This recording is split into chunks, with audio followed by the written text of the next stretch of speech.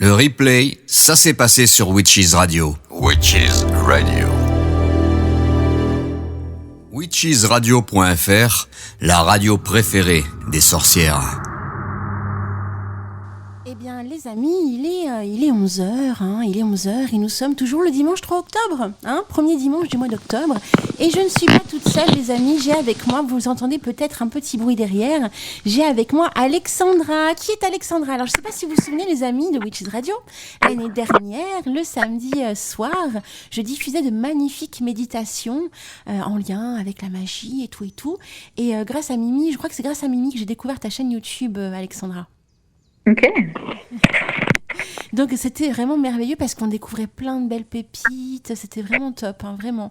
Donc voilà, j'avais envie de t'inviter sur l'émission du Réveil des sorcières pour que tu nous parles un petit peu de toi, de ton parcours, voir un petit peu comment tout ça s'est passé pour toi. Qui est Alexandra? Est-ce que tu as un site officiel? Comment ça se passe? De quand tu crées des méditations? Voilà, on veut tout savoir. Oh là là. Est-ce qu'on va avoir assez de temps pour tout dire? Écoute, on a 30 minutes. On va faire le maximum. Pas de souci.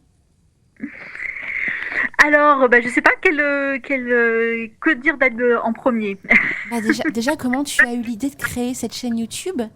Comment tu as créé ces méditations? Enfin, d'où est venue l'idée en fait de faire ça? Alors en fait, ayant créé mon entreprise en 2015 même, pardon, du coup j'avais commencé à faire des ateliers de méditation sur le féminin sacré par rapport justement au sabbat des fêtes celtiques, etc. Et puis j'avais des très bons retours justement, donc ça m'a donné l'envie donc de le proposer de manière plus large sur YouTube, donc de me lancer sur le média YouTube comme tant avant moi, tant de personnes avant moi, et donc du coup là maintenant ça fait 3 ans que la chaîne est en fonction, donc où là du coup je propose tous les mois une méditation en lien avec les énergies du moment que je perçois, ou quand justement il y a des fêtes celtiques, en lien avec ça également. Et j'ai voulu justement offrir des méditations un peu différentes, c'est-à-dire que personnellement, pas fan des méditations avec des petits bruits d'oiseaux, cascades, tout ça derrière, ce que j'appelle les musiques de spa en général. Et du coup, j'ai envie d'offrir quelque chose de différent et beaucoup plus dans l'imaginaire. Donc des musiques justement qui font un peu épiques parfois, un peu comme dans les films en fait. Donc l'idée était vraiment de créer des méditations qui fassent vivre un petit peu plus de magie et d'imaginaire, justement, donc la magie dans l'air, l'imaginaire, la magie dans l'air, et de pouvoir justement apporter ça gratuitement pour faire connaître, pour que les gens aient des contenus qui leur plaisent et qui du coup leur permettent de s'associer bien aux énergies du moment. Voilà. Donc c'est vraiment une très bonne idée parce qu'il n'y en a pas beaucoup en fait qui mêlent à la fois la pratique sorcière et les méditations. Donc je trouve, en fait c'est ça aussi qui m'a enchantée. C'est ce que j'expliquais à Alexandra en off quand on a échangé pour faire un petit schmimblick avant le live. C'est que en fait j'ai trouvé ça assez fou. Il se passe quelque chose dans notre vie de sorcière et en fait derrière il y a exactement le type et l'univers en méditation qui sort sur ta chaîne. Je me suis dit waouh. Alors, je sais pas s'il y avait un lien. Donc, je me suis dit 1 fois, 2 fois, 3 fois. Je me suis dit, je pense qu'il y a un lien quand même. Mais c'est ça que j'ai trouvé fou, en fait, c'est que tu arrives vraiment à nous faire rentrer dans l'univers de la sorcière tout en méditant, en fait. On ressent des choses sur nous-mêmes, sur ce qui nous entoure. On part dans de merveilleux lieux et enchantements, bien évidemment. Et puis, ça nous détend. Et puis, on arrive aussi à développer nos capacités. Enfin, c'est assez dingue, en fait. Et moi, j'avais le souvenir, j'avais vraiment envie de faire ça, c'est-à-dire quand j'avais fait l'émission, j'avais passé tes méditations, de l'autre côté, on essayait de trouver des clés pour savoir un petit peu ce qu'on a ressenti en écoutant ta méditation, qu'est-ce qui pouvait nous amener à ressentir ça, est-ce qu'il y avait un symbolisme derrière qui pouvait nous élever. Et tu m'as dit en off en fait que tu proposais également des ateliers où quand les gens en fait faisaient des méditations, ils pouvaient aussi échanger avec toi et par rapport à leur expérience de méditation. C'est ça, exactement, parce que du coup, voilà, c'est extrêmement important de faire ce travail-là après la méditation, parce qu'il y a plein de symbolismes qui sortent et souvent, les personnes vont parfois ne pas prêter attention ou dire, bah non, c'était mon imaginaire, c'est n'importe quoi. Et en fait, justement, c'est là, moi, que j'essaye d'insister, c'est que non, l'imaginaire, c'est pas n'importe quoi. L'imaginaire, c'est justement ce qu'utilise notre corps, notre esprit, notre âme, peu importe le nom qu'on donne, mais qui va nous donner justement cette information par des symbolismes pour nous faire comprendre ce qu'on vit, les choses sur lesquelles on a à travailler, les choses qui peut-être nous posent problème, etc. Ou simplement des révélations aussi un petit peu. Donc, ce que j'appelle moi le décodage du langage symbolique personnel, que justement j'explique beaucoup donc dans mes ateliers en live et que j'ai proposé également là sous un format justement de pack de méditation où j'ai créé un e-book qui va avec des méditations justement pour donner ce pas à pas pour pouvoir apprendre à se décoder soi-même et comprendre que par exemple un truc qui peut paraître un peu aberrant, d'un coup dans la méditation j'ai une girafe dans un pot de fleurs qui m'apparaît. Alors ok, très bien, il y en a qui vont se dire mais c'est n'importe quoi, qu'est-ce que ça veut dire, etc. Mais pour chaque personne, la girafe est associée à quelque chose en particulier, la grandeur, les espaces d'Afrique, les grands espaces tout simplement. Le pot de fleurs, peut-être quelque chose justement, ce côté limité, ce côté c'est sur mon balcon, c'est tout petit, etc. Donc est-ce que du coup il y aurait peut-être cette explication par exemple que mon sentiment de liberté est limité. Donc en fait on peut analyser un petit peu comme on le fait pour des rêves aussi, hein. On peut analyser les messages reçus en méditation en prenant simplement le temps si on a des images, si on a des ressentis physiques, si on a des mots qui nous viennent, rien n'est un hasard en fait. Et quand on est sorcière, on le sait encore plus que tous, hein, je pense. Toutes les personnes qui écoutent ici doivent bien le savoir. Il n'y a pas de coïncidence. Donc tout est là pour une bonne raison, pour nous faire voir justement les choses qu'on a du mal parfois à comprendre. Et c'est ça qui est magique en écoutant tes méditations. Donc vraiment, j'invite les usagers. Je suis dans mon ancien travail, là. Allez. Soyons fous. Alina. Voilà. Énorme. Le lapsus. Oui, donc on invite les auditeurs à vraiment découvrir tes méditations. Donc tu as un site. Oui. Donc du coup, le site, c'est AUM, A-U-M, accès à l'univers du moi. Donc j'ai choisi justement de faire un acronyme avec le fameux son AUM en mettant justement cette signification-là, accès à l'univers du moi. Donc c'est la même chose pour la chaîne YouTube également, pareil, la page Facebook, Instagram, tout est au même nom, tout est trouvable sur le site, les liens sont sur le site également, donc tout est là pour ça. Oui, il ne faut pas hésiter. Donc justement, c'est bien que tu l'aies expliqué, la description de AUM. Parce que justement, je t'avais posé la question et j'ai trouvé ça original en fait. C'est pas commun. Oui, en fait, alors, j'avoue moi-même, je sais pas comment l'idée m'est venue non plus. C'est-à-dire que quand parce que du coup, j'étais partie au Canada pendant 6 ans, hein, faire mes études. J'ai fait un doctorat en neurosciences, donc très très loin de tout l'univers witchy. Mais j'ai fait j'ai fait tous mes apprentissages dans ce domaine-là, en tout cas au Canada. Donc quand je suis rentrée en France, j'ai voulu partager tous ces apprentissages-là et me détourner un peu plus de la science. Et du coup, quand je cherchais un nom pour mon site, je voulais vraiment qu'il y ait cette idée d'univers, en fait.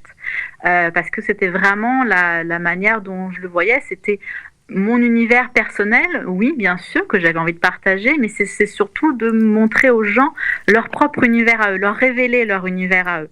Donc du coup, de tourner ça, en fait, par rapport à cette idée d'univers et comme j'ai fait beaucoup de pratiques dans tout ce qui est hindouisme et donc yoga, etc. Donc le son Om, on l'entend un peu partout, même si on ne fait pas de yoga d'ailleurs. Mais dans mon méditation, c'est un son qui est souvent utilisé au départ pour se concentrer. Donc du coup, en fait, en voyant le mot Om, donc A-U-M, parce que justement, souvent on confond ça avec O-M simplement, mais non, le son originel c'est Aum. Et donc justement, c'est les 3 lettres de la trinité hindoue, donc c'est le son primordial de l'univers selon les hindous. Et en voyant ces lettres-là, ça m'est venu direct, en fait, de faire cet acronyme-là. Et donc, vraiment, j'ai eu l'inspiration, je puis dire, de la déesse qui est venue d'un coup, comme ça. Donc, accès à l'univers du moi. Et donc, cette idée, non pas être quelque chose d'être égocentrique ou quoi que ce soit, mais non, plutôt de tout ce qu'on a à l'intérieur de nous, qui est un univers à part entière, qu'on passe notre vie à essayer de découvrir et de comprendre, parfois pas toujours facile. Donc là, c'était du coup venu cette idée-là d'arriver à accompagner les personnes à découvrir tout cet énorme univers qu'ils ont à l'intérieur pour justement mieux vivre dans leur quotidien, pour être plus dans leur pouvoir personnel, etc. Donc il y avait vraiment cette idée de se réapproprier en fait cet univers-là, puisque c'est vraiment le seul qui est le nôtre, de toute façon, l'extérieur n'étant que l'extérieur, il appartient à tout le monde. Mais l'intérieur, c'est la seule place en fait où on a vraiment un pouvoir souverain. Donc, il est temps de se le rappeler justement. Donc, j'avais vraiment dans cette idée-là de créer mon univers comme ça et de créer cette entreprise par rapport à ça. Et donc maintenant, donc tu as cette entreprise de méditation et tu proposes, donc, comme je te disais tout à l'heure, des sessions d'atelier. Donc je voulais voir un petit peu avec toi comment ça se passait, si jamais on avait des witches qui voulaient te contacter pour pouvoir participer à ces sessions. Comment ça se passe? Donc on va sur ton site déjà? Oui. Voilà, donc sur mon site, tout le monde trouvera, j'ai plusieurs rubriques. La rubrique accompagnement, qui sont les soins individuels, les rubriques formation, atelier, qui du coup sont des formations généralement soit sur l'année, soit des formations plus ponctuelles. Et donc il suffit de regarder un petit peu le détail si ça peut plaire. Donc généralement, je propose justement des ateliers sorcières, des sorcières en moi, qui sont tournés plus sur le côté herboristerie, aromathérapie, mais à la fois l'approche médicinale, mais aussi et surtout l'approche énergétique et ésotérique. Donc justement, comment vraiment rentrer en contact avec les plantes, comprendre de manière plus empirique, plus personnelle, ce que la plante vient m'apporter, ses différentes propriétés, en lien avec les éléments, en lien avec plein de choses, donc qui sont généralement ceux qu'on utilise en herbologie, dans les sorcières vertes, justement. Et des ateliers de déesses en moi qui là sont plus tournés autour du féminin sacré et autour d'un monde qui m'est très très très très cher, d'Avalon justement. Donc Avalon et la tradition celtique. Donc Avalon, pour ceux qui connaissent moins, c'est justement cette île mythique de la tradition celtique où le roi Arthur a été emmené pour être guéri, donc une île de guérison qui était dirigée en fait par des prêtresses, donc qui étaient formées dans tous les différents arts de la sorcellerie et de la guérison et de la magie. Et donc du coup c'est un univers que j'aime énormément. Je suis une grande fan de Marion Zimmer Bradley, je suis une grande fan de Lorena McKinney, donc vraiment c'est vraiment de baigner dans cet univers celtique. Et donc c'est des ateliers que j'ai créés donc comme des cercles de femmes, des ateliers de féminin sacré, mais pour à la fois donc traverser la roue de l'année, comprendre en fait comment ça nous impacte au niveau des saisons, qu'est-ce qu'on travaille dans ces différentes parties-là, et ce travail que j'aime particulièrement faire, qui est de travailler sur la part d'ombre. Donc d'arriver justement à récupérer les forces de cette part d'ombre et les mettre au service de la lumière, si c'est ça notre choix dans cette vie-là, ou autre, mais en tout cas de rééquilibrer cet aspect-là. Donc là, ce sont des ateliers qui, pareil, qui traversent la roue de l'année. Et là, je suis en train de les développer. Alors malheureusement, ces inscriptions sont en septembre, donc c'est trop tard. Mais au moins pour l'année prochaine, vous le saurez en tout cas, que ça existe et que ça se développe pas mal plus encore pour l'année qui arrive. On fera une petite piqûre de rappel pour les witches, bien évidemment. Par contre, on a des auditeurs sur le chat qui n'ont pas perçu le nom de ton site et de ta chaîne YouTube. Si tu veux réitérer. Bien sûr, donc c'est AUM, accès à l'univers du moi, MOI. Voilà. Alors moi, c'est vrai que j'appelle ta chaîne YouTube Home Méditation. Parce que c'est plus simple. Donc on trouve aussi en tapant Home Méditation sur YouTube, je vous rassure les amis. Mais voilà, ouais, donc c'est vraiment top. Et par contre, est-ce que j'imagine que tu as travaillé peut-être des méditations particulières pour cette période qui est quand même magique. Oui. Là, du coup, j'ai posté le 1er octobre, j'ai posté la dernière méditation qui s'appelle « À la rencontre de ta régénération ». donc qui travaille vraiment sur ces énergies automnales de manière très très douce. Enfin, c'est vraiment une méditation voilà, qui va moins dans les profondeurs, mais qui est plus dans la douceur. Par contre, oui, à la fin du mois, vous inquiétez pas, la méditation samanesque sortira. Donc, que j'ai déjà pas mal d'idées pour la faire, et je pense que ça tournera, un petit spoiler alerte, je pense que ça tournera autour des énergies de Morrigan, donc déesse celtique de la magie, de la transformation, naissance, renaissance, de la mort, de la guerre, enfin vraiment la divinité avec Eridwen de cette période. Voilà. Et ça promet d'être magique, hein, les amis, hein, je vous le dis moi. Alors justement, est-ce que tu as des petites, alors peut-être pas anecdotes, mais des petits pincements au cœur, de te dire, voilà, il y a une méditation qui me plaît plus qu'une autre, ou alors tu as des petits souvenirs de création qui t'ont ému, ou au contraire, voilà, c'était galère, voilà, des petites anecdotes comme ça à nous transmettre. Alors oui, au début c'était galère, hein, comme je pense pour toute personne qui commence quelque chose, c'est toujours un peu galère quand c'est nouveau. C'est que du coup les premières méditations, je pense même quasiment la première année de méditation, je vous voyais en fait dans la méditation, dans cette idée de parler à plusieurs personnes à la fois. Et c'est vrai que quand on écoute, on est tout seul, donc ça fait qu'on se fait vous voyez, c'est bizarre. Et donc très rapidement, j'ai changé parce que c'était plus juste pour moi, et donc je préférais tutoyer. Donc les nouvelles sont plus en tutoiement qu'en vouvoiement, dépendamment celles que vous choisissez sur la chaîne. Et du coup, il y a eu vraiment toute une évolution. Les personnes qui sont les plus proches de moi le savent en fait, puisque du coup, effectivement, dans la méditation, comme je t'avais expliqué en off, je la fais en même temps que je vous la fais. Donc je suis en même temps moi-même en méditation au moment où j'enregistre. Donc ma voix change, pas mal de choses changent, et donc effectivement je décris ce que je suis en train de voir, de vivre, et donc parfois oui, ça fait monter des sanglots pour moi-même, comme ça peut être le cas pour certaines personnes quand ils font ces méditations-là.